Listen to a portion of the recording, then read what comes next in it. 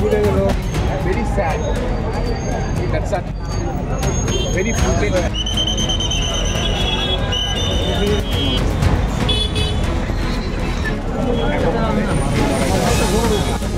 We are with the families of the. যেভাবে politically defame করা হচ্ছে সেটাও ঠিক না, কারণ এই 26 জন শহীদের মধ্যে একজন মুসলিম সম্প্রদায়ের, সেখানে লোকাল যে ঘোড়াওয়ালা ছিল উনিও শহীদ হয়েছে।